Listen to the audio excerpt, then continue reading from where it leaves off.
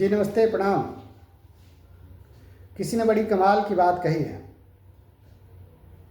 कुछ अच्छा ढूंढ रहा हूँ, घर में हूँ, घर ढूंढ रहा हूँ। पिछले 1 अगस्त को सुप्रीम कोर्ट का 7 के बेंच द्वारा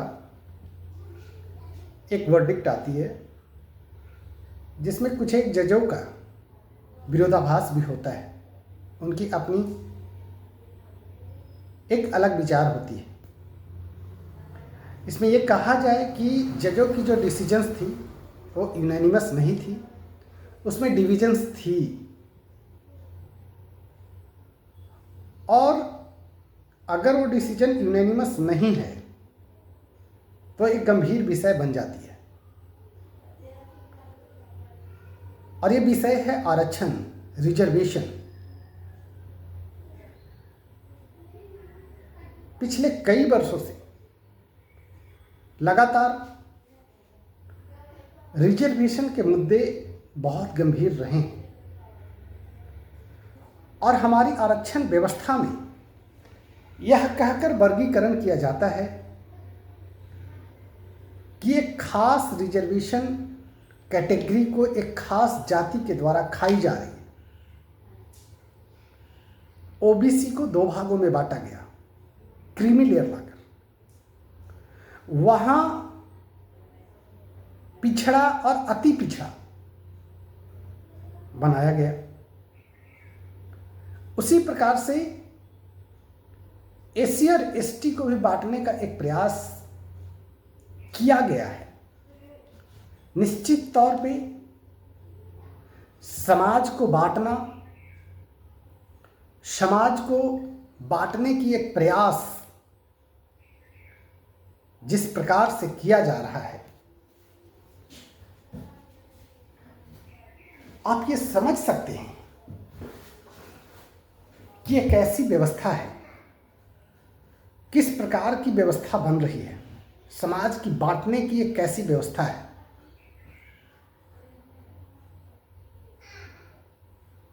मुझे जहां तक समझ आ रही है, आरक्षण में आरक्षण अगर ओबीसी में है तो एससी एसटी में अगर होती है तो कोई प्रॉब्लम नहीं है। लेकिन अगर इसी प्रकार से आरक्षण पे अगर हमला होती रही तो विश्वास कीजिए, आरक्षण समाप्त करने की ओर ये कदम है। आपकी आरक्षण समाप्त करने की एक कदम बढ़ती जा रही है। आगे आने वाले दिनों में ये व्यवस्था बनेगी कि अगर ये सब कैटेगरी से ऊपर वाले जो कैटेगरी वाले लोग हैं उनको अब आरक्षण की जरूरत नहीं है। ये व्यवस्था भी आने वाले दिनों में आ सकती है, चाहे वो कोर्ट के द्वारा लाया जाए, चाहे वो संसद के द्वारा लाया जाए। इसकी संभावना बनती दिख रही है। तो आरक्षण के लिए, रिजर्वेशन के मुद्दे पे अगर आप चुप रहते हैं तो यहां एक गंभीर विषय पे आपकी चुप रहना, आपकी चुप्पी बहुत घातक हो सकती है। आपका अधिकार,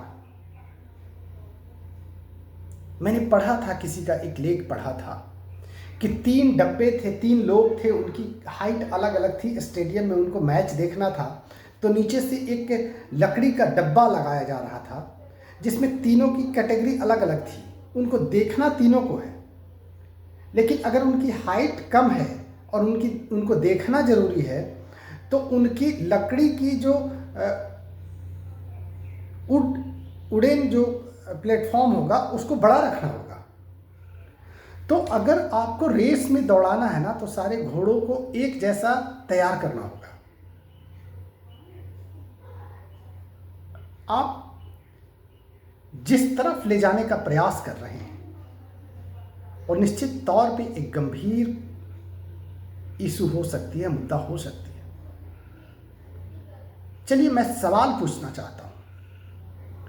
वैसे सुप्रीम कोर्ट की जो जजमेंट है, मैं सवाल उस पर नहीं खड़ा कर रहा हूं, लेकिन क्या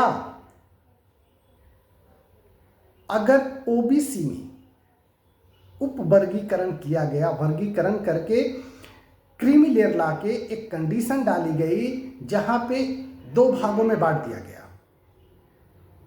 क्रीमी लेयर और नॉन क्रीमी लेयर, उसी तरह से आज एससी एसटी को भी ये बताकर कि कुछ खास जातियां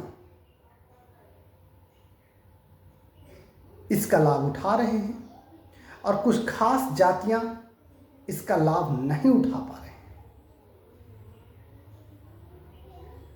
तो उनके लिए एक सब कैटेगरी बनाई जाए, एक व्यवस्था बनाई जाए।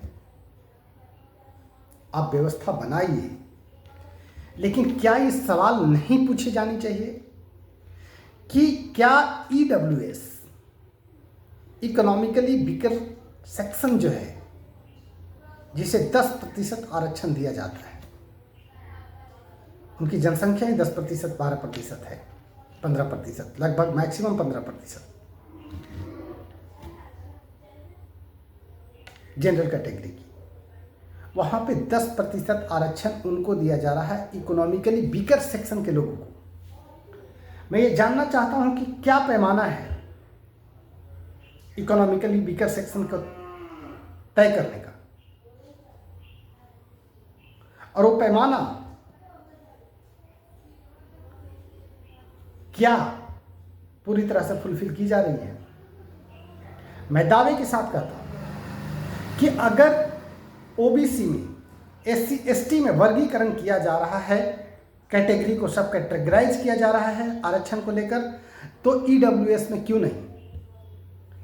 ईडब्ल्यूएस में भी कुछ खास जातियां ऐसे हैं जो उसका लाभ उठा रहे हैं, तो सरकार को और कोर्ट को ईडब्ल्यूएस में भी उप वर्गीकरण करके, उप वर्ग बनाकर वैसे जातियों को निर्धारित करें कि किनको लाभ मिल रहा है इससे, आज तक कितने लोगों को लाभ मिला है, किस जातियों के द्वारा वहां पे लाभ उठाया गया है। तो निश्चित तौर पे एक खास जाति, जिनका मैं नाम बताना चाहूंगा, आप देखिएगा जाके, एक खास जाति, खास तौर पे ब्राह्मण, जिनकी संख्या सबसे ज्यादा कम है और सबसे ज्यादा लाभ इसका उठा रही है।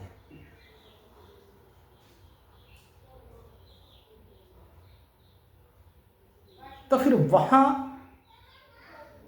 सब कैटेगराइजेशन क्यों नहीं, वहां उप वर्गीकरण क्यों नहीं? मेरा सवाल यहां है। ईडब्ल्यूएस में भी आप वर्गीकरण कीजिए, अगर इस दोनों जगहों पे करते हैं तो, नहीं तो ओबीसी में भी वर्गीकरण समाप्त कीजिए, एससी एसटी के भी जो वर्गीकरण लाए हैं उसको भी समाप्त कीजिए। ईडब्ल्यूएस में अगर वर्गीकरण नहीं करते हैं तो, और निश्चित तौर पे ये आपके रिजर्वेशन पे हमला है और ये बहुत घातक होने वाला है आने वाले दिनों में, क्योंकि आपकी इकोनॉमी, आपकी जो आर्थिक स्थिति है उसका निर्धारण पता है, सबको को जानकारी है कि उसकी पैमाना क्या है। उसका पैमाना 200 रुपये से 2000 तक की है। अब आप कहेंगे कि 200 रुपये से 2000 ये क्या है? आप चले जाइए प्रखंड अंचल कार्यालय में, आप अंचल कार्यालय में चले जाइए, घूमते रह जाइएगा, आपकी आय प्रमाण पत्र निर्धारित नहीं की जाएगी, कोई जांच नहीं होगी, वहां पे जांच पैसा की होगी। 200 रुपये से 2000 रुपया, जैसा चेहरा वैसे पैसे। एक भ्रष्टाचार की इशू भी है और एक आपकी कैटेगरी जहां पे आप लाभ लेना चाह रहे हैं उस पैमाने के साथ भी खिलवाड़ है। क्योंकि कितनी अच्छी से जांच होती है, जो वहाँ पे कर्मचारी, ब्लॉक के अधिकारी जब साइन करते हैं उस पर, और वो अधिकृत करते हैं उनको ईडब्ल्यूएस कैटेगरी वालों को कि जाइए, आपको मैं निर्धारित करता हूं कि आप ईडब्ल्यूएस में हैं। ये बड़ी इशू है, बड़ा सवाल भी है और पूछा जाएगा।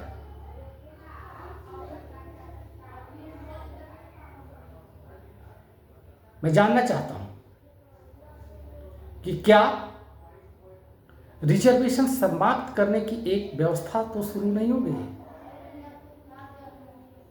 ओबीसी में क्रीमी लेयर बनाकर कुछ खास जातियों को बाहर करना, एससी एसटी में कुछ खास जातियों को बाहर करना, सब कैटेगराइजेशन लाकर। तो मेरा सवाल है, ईडब्ल्यूएस में भी इस प्रकार की व्यवस्था क्यों नहीं है? आपको लानी चाहिए। और जो लोग अपनी राय रख रहे हैं, वो लोग बहुत गंभीर है, क्योंकि राय तो रख रहे ना, अपनी बातें तो रख रहे ना। आंख बंद करके आप घर में प्रवेश ना करें। इसीलिए मैंने शुरुआत में ही कहा, कुछ अच्छा ढूंढ रहा हूं, घर में हूं और घर ढूंढ रहा हूं। कहीं अच्छा ढूंढने के चक्कर में जो है वो आपके पास से दूर न चला जाए। ये बहुत ज़रूरी है आपके लिए और आपके समाज के लिए, हमारे लिए, आपके लिए, सभी के लिए। आरक्षण पे हमला, आरक्षण को तोड़ने मरोड़ने की कोशिश किसी न किसी के द्वारा, किसी न किसी व्यवस्था के तहत समाज को बांटने का प्रयास, समाज को तोड़ने का प्रयास किया जा रहा है। और इसमें कोई एक सरकारें दोषी नहीं है। कई सरकारें अपने हिसाब से, अपने कुछ खास एडवाइजरों के हिसाब से ये काम करती है। और इसमें पीसना होता है उन लोगों को जो सबसे निम्न स्तर पे हैं। शायद उनको वर्गीकरण और उपवर्गीकरण के बारे में पता भी नहीं होता है। उन्हें पता तब होता है जब वो लाभ लेने के लिए उस जगह पे जाते हैं, तो उनको बोला जाता है कि आप तो इसके लायक ही नहीं हैं, आप तो इस कैटेगरी में हैं ही नहीं, आपको मैं कैसे दूं, आपको पता ही नहीं है कि आपको इस लाभ से कब को वंचित कर दिया गया है। तो जागरूक होना पड़ेगा, जगिए।